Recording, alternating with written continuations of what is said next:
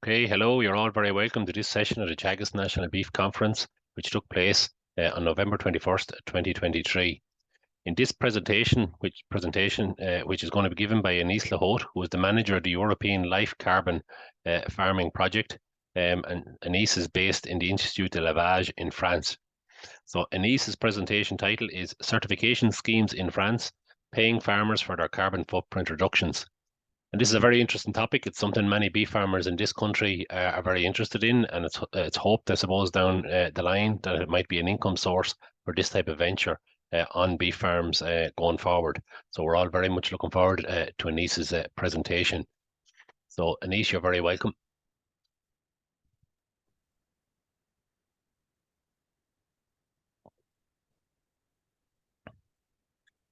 Hi everyone, I'm Anais L'Hote from the French Livestock Institute. And so I will present you an example of certification schemes in France.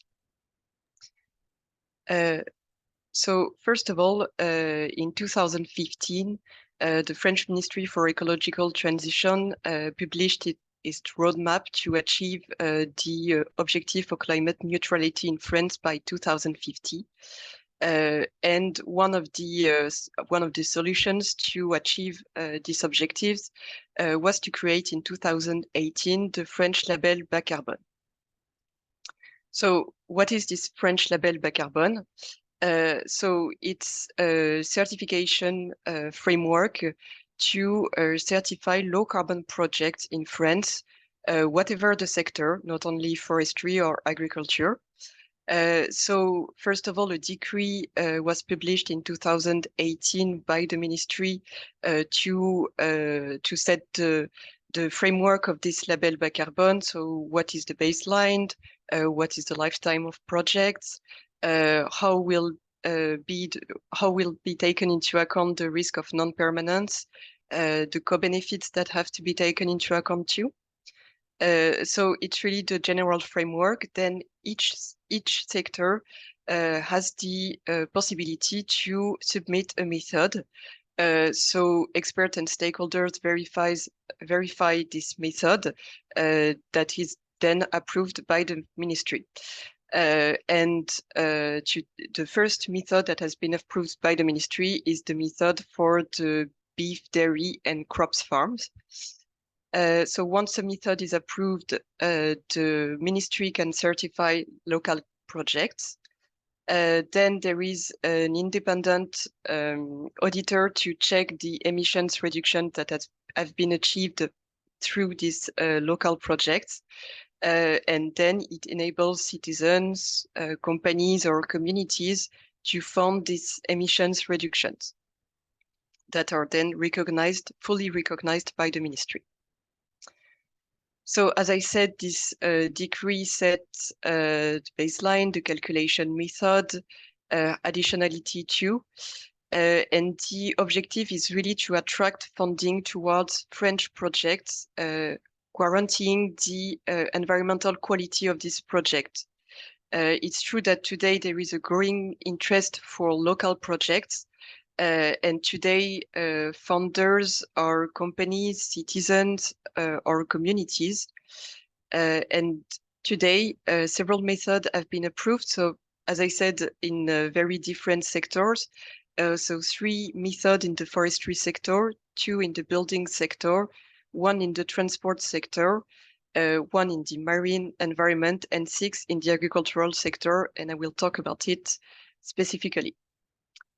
So I talked about the carbon agri method. As I said, it's a method that was created for farms with at least a dairy, beef, or crops production unit. There are other eligibility criteria. So respecting nitrate directive with not more than 170 kilograms of organic nitrogen per hectare. And during the project certified by the carbon agri method, maintaining or increasing carbon storage. So what is the scope of this method? Here you have an extract of a result coming from the Cap2Air tool developed by the French Livestock Institute. So it's a tool to assess the carbon footprint of farms. And it's a tool that is recognized in the frame of the carbon agri method to be used for these low carbon projects. So it's based on the life cycle analysis. And here, as you can see, all the farm is taken into account to assess the carbon footprint. So not only the emissions coming from the farms, but also manufacturing and transportation of inputs, and then it ends at farms gates. So here you have the results of the Cap2Air tool for a farm to know where do the GHG emissions come from for this farm specifically. So what is covered by this carbon agri method? So indirect emissions reduction, direct emissions reductions, and also carbon storage. So the carbon agri method also described the follow-up steps. So it's for projects that last 5 years. So the first step is to recruit farmers and to notify the project to the ministry. Then there is a carbon audit carried out on the farm, and also a carbon action plan that is built by the farmer and the advisor, with a choice of practices to put in place during the project. Then the project is certified by the ministry, and then the farmer can implement the practices. There is a midterm control to assess that practices are well put in place, or if there is any adaptation to do. Then a final carbon audit to assess the implementation of the practices and to calculate the real carbon gain achieved by the farmer. Then there is a verification by an independent auditor, and at the end, the reductions emissions achieved by the farmer are recognized by the ministry. So here you have all the practices that are proposed in the method and that can be put in place. So practices concerning GHG emissions, so herd management, hare feeding, energy consumption, etc. And also practices that concern carbon storage, such as cultivated surfaces management or management of agroecological elements. The carbon agri method also define the co-benefits that are followed during the lifetime of the project to make sure that the projects won't have a negative impact on other environmental indicators.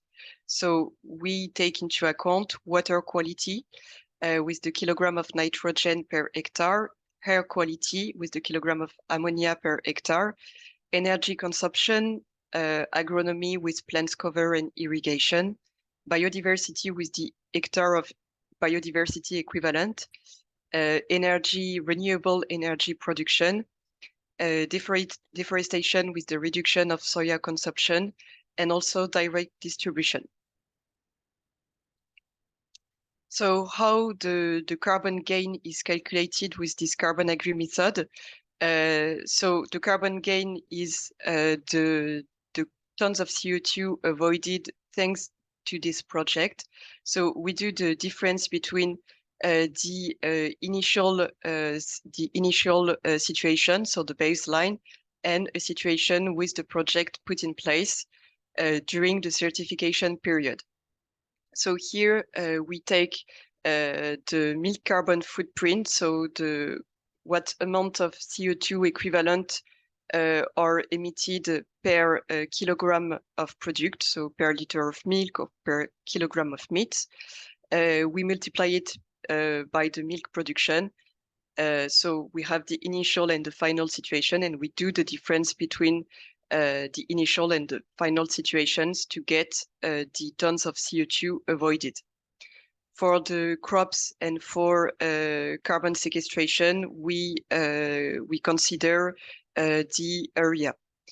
and we have then the carbon avoided on farm scale. So the formula is simplified here, but we also, just to let you know that we also take into account the year when the practices are put in place, because when a practice is put in place earlier during the lifetime of the project, of course, it would have a more important impact on GHG emissions. So we also take into account this information. So then how do we involve farmers in low carbon strategy? So in France, there are several projects with public funds, so on regional, national, or European scales, and also France Carbone Agri projects. And I will talk about it later and explain you what is it about. Concerning the stakeholders following farmers on the field and doing all the advising, the carbon audit, technical visits, it's most of the time local organizations like chambers of agriculture, milk control, cooperatives, farmers associations, and advisory companies. So I just wanted to give you an example, a concrete example of a farm that put in place a mitigation action plan to reduce carbon footprint on the farm. So here it's a farm with 95 circular cows.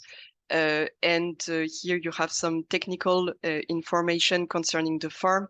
And the initial carbon footprint was of 14.1 kilogram of CO2 equivalent per kilogram of live meat. So the mitigation action plan is composed of 4 practices. So increasing the surface of catch crops from 12 to 27 hectares, reducing the use of mineral fertilizers, improving the sanitary conditions of animals by reducing the calving interval from 395 to 380 days, and also producing renewable electricity with photovoltaic panels. And here you have the emissions reduction. So on the right, you have extract of the Cap2Air results. So the first slide showed the results of the initial audit. And here on this slide, you can see the results of a simulation carried out in Cap2Air to see once the practices are put in place, what is the impact on the carbon footprint. And here, the final carbon footprint that should be achieved by the farmer is of 12.1 kilogram of CO2 equivalent per kilogram of live meat. This mitigation action plan also enables to reduce carbon footprint of cash crops, to reduce the nitrate surplus, and at the end to avoid the emissions of 608 tons of CO2 equivalent, including 30 tons of carbon storage and 578 tons of emissions reductions. So I will now talk about France Carbone Agri, so an example of national aggregator. So what are the roles of France Carbone Agri? So it's, in the first place, it was an association created by Farmers Association.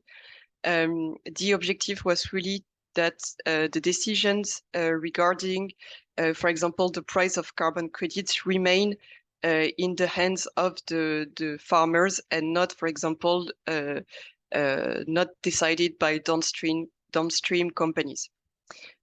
So France Carbone Agri has the role of aggregate the dossiers of farmers, so farmers following by local project developers, and then FCAA submit them to the French Ministry of Environment to get the Label Bas Carbone certification. So FCAA do all the administrative job of following the farmers. So it does the link with the ministry. It also does the link with an independent auditor for the final verification of the emissions reduction. And FCAA is also in charge of finding funders to pay farmers for their emissions reductions. And all this organization is formalized with 2 contracts. So one linking the farmers, the project developers, and FCAA, and another one between FCAA and the funders of these low carbon projects.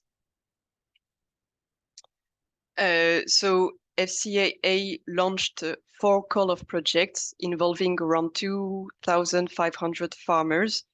Today, the carbon credit price is of 40 euros per ton of CO2 equivalent. So it's the carbon credit decided by France Carbone Agri. So for the farmer, it's 32 euros per tons of CO2 equivalent. The project developer gets 5 euros per tons of CO2 equivalent, and FCAA 3 euros per tons of CO2 equivalent. So as you can see, the farms are located in all the country, and on average, this projects, so the 3rd projects that have been the 3 projects that have been submitted to the ministry, enabled to avoid around 550 tons of CO2 per farm, and the 4th project will be submitted in December 2023. So today, what is the state of the voluntary carbon market, and what are the strategies adopted by companies regarding this voluntary carbon market? So to do the link with the potential buyers of carbon credits and funders of low carbon projects, just some explanations on what is a label bas carbone certificate. So these certificates are considered as the purchase of a service delivery. So for example, offsetting the residual emissions of a company, it can be a voluntary contribution to the climate change mitigation or a reduction on scope 3 of a company. And once bought, these certificates are not transferable to another company. So some figures concerning the evolution of the voluntary market between 2021 and 2022. So as you can see, there has been an increase of 31% concerning the tons of CO2 equivalent sold in the world, and it represents an increase of 75% concerning the value of this of the total money devolved to this voluntary carbon market. So it means that in 2022 the price of the carbon credits was higher than the year before. The average price today in the world is of 6.1 euros per carbon credit. And here you have the main certification that are used in the world. So Vera, Gold Standard, that are used today. And some insights concerning the level of trust in carbon credits system. Today, it's true that the level of trust is quite low. For example, The Guardian described a scandal in carbon credits in January 2023. So it concerned Vera carbon credits with the fact that the carbon credits were overestimated. And also what is an issue is also the lack of transparency from companies buying these carbon credits. So what about the label bas carbone? So first of all, there are reservations about it because it's not strictly speaking carbon credits, because it's considered as certificates. Also, these certificates are not transferable, and the audit is too late in the lifetime of the project to have a control on the emissions reductions really achieved by the project developers. But there are some advantages. First of all, the high quality of low carbon projects certified. the high level of remuneration for these projects. For example, when we compare the price of carbon credits sold by FCAA is much higher than the average price of carbon credits in the world.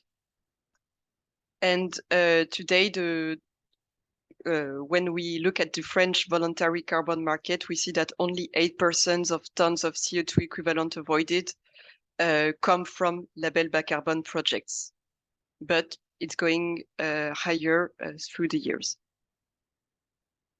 So what are the companies buying these carbon credits or funding these low carbon projects?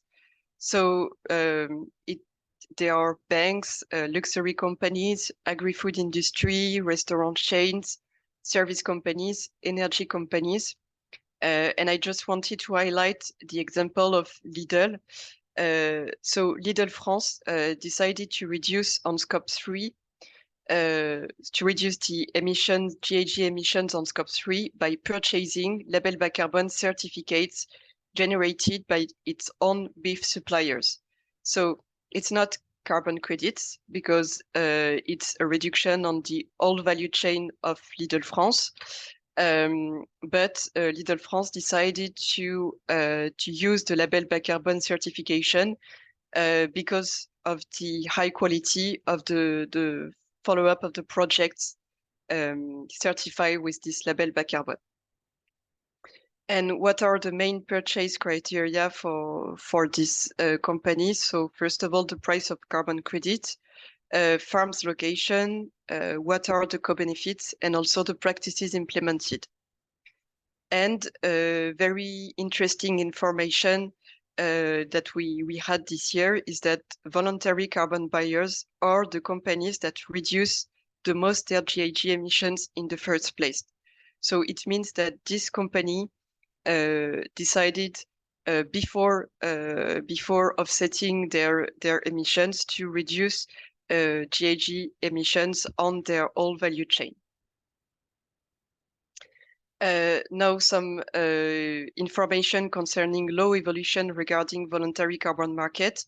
So on France scale, there is the obligation from the 1st of January 2023 to integrate scope 3 in the carbon footprint of companies with at least 500 employees. There is also the mandatory offsetting of GHG emissions coming from domestic flights and the mandatory offsetting of GHG emissions caused by coal-fired power plants. And for this last law, the coal-fired power plants have to buy carbon credits that are coming from French low-carbon projects and, for example, from label bas carbone projects. So it is mandatory for them to offset with 100% of French low carbon projects.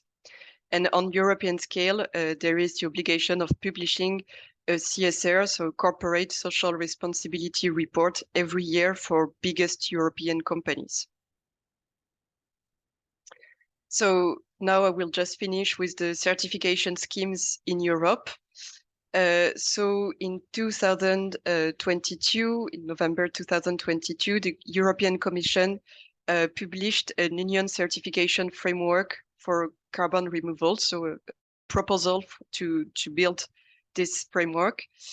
So it was adopted by the European Parliament this year.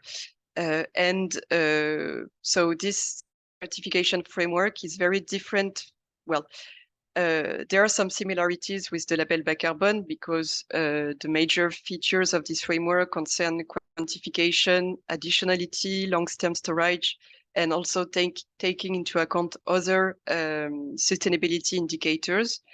Also, the functioning is quite the same with a verification by an independent auditor, a high-quality certification method, and public registration of carbon removals.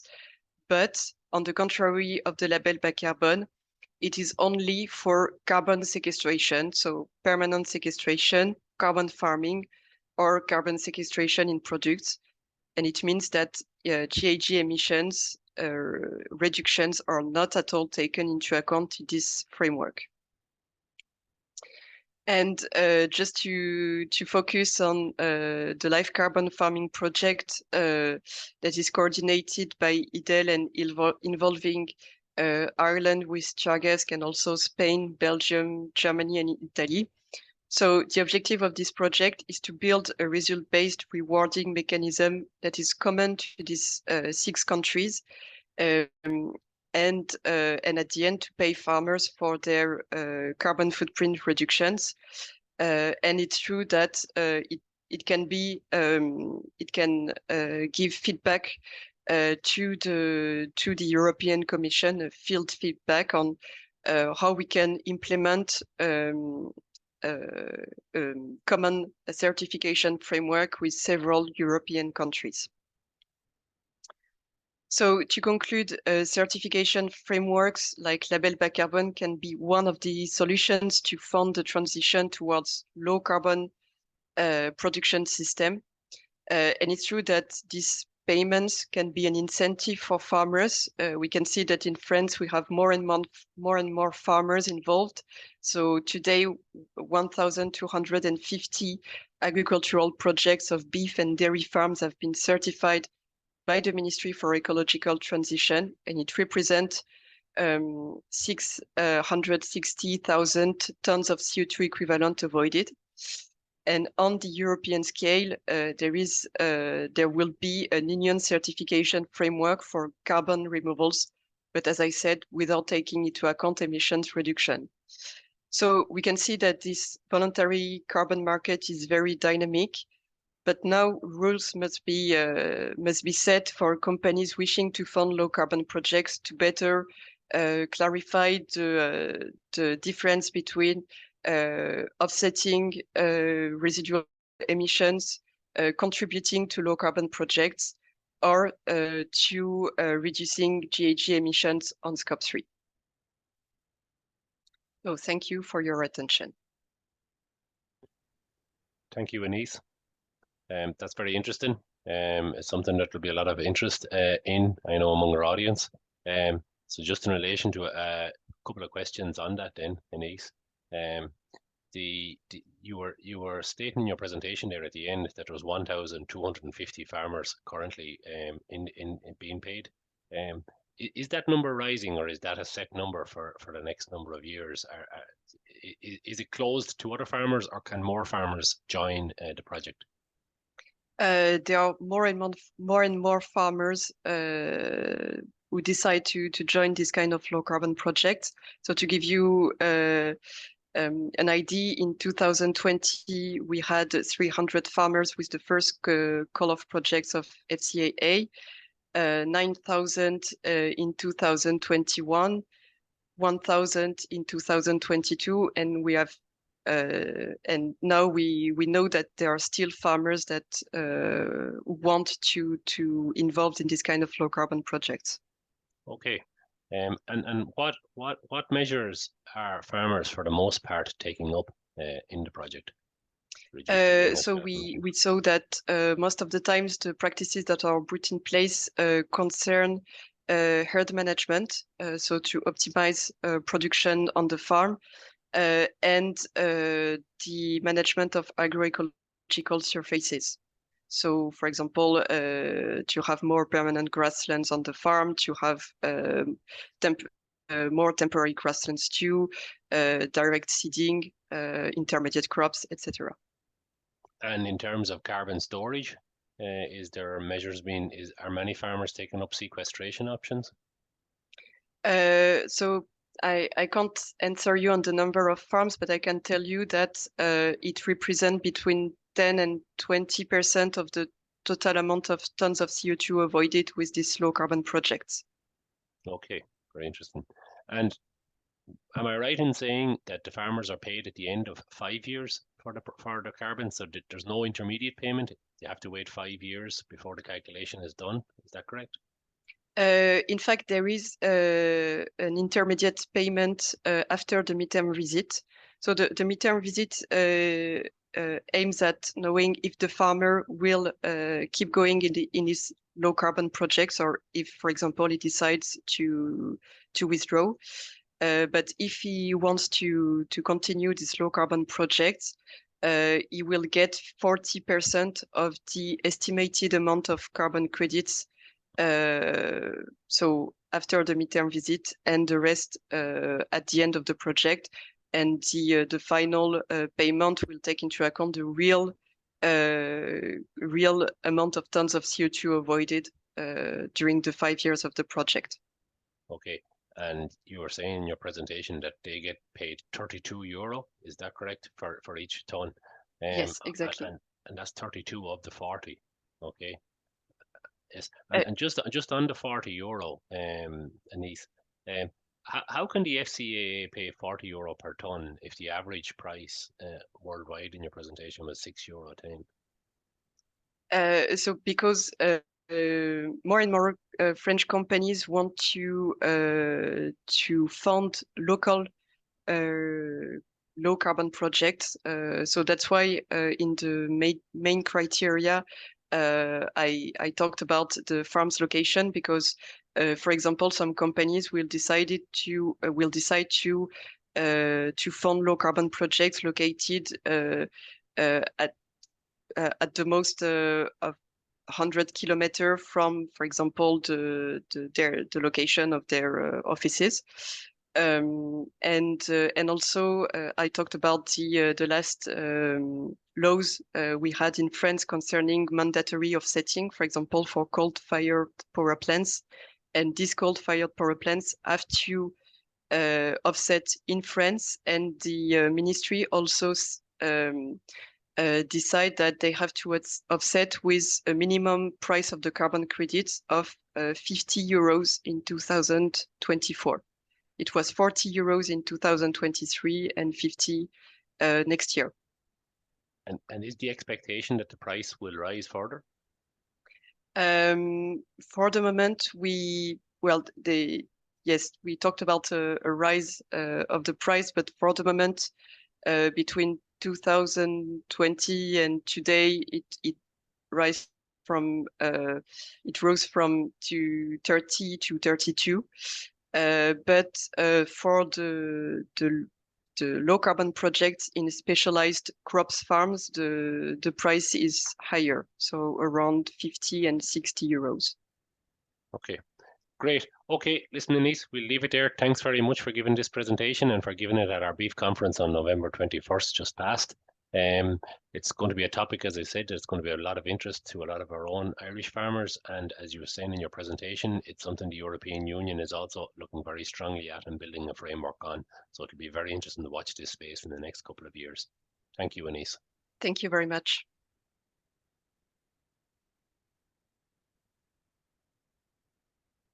Great. Thanks, Anais. We can cut that at the end. You needn't shut that down, Margaret, for the moment. We can chop off at the end there on the end. That's brilliant. No, that's very good, Anais. And listen, there's a lot of very good information in there, and it's exactly what we were looking at for the beef conference. So okay, thanks for that. Perfect. And we look forward to meeting you on. I think you're coming. Is it the day before? I don't know if Martina's still on there or not. So she can come in here now if she wants. I know she has a good program lined up for your visit. So that's brilliant. Okay, that's great. Thanks, Anais. Thank you, and okay. have a good day. You too. Bye-bye. Goodbye.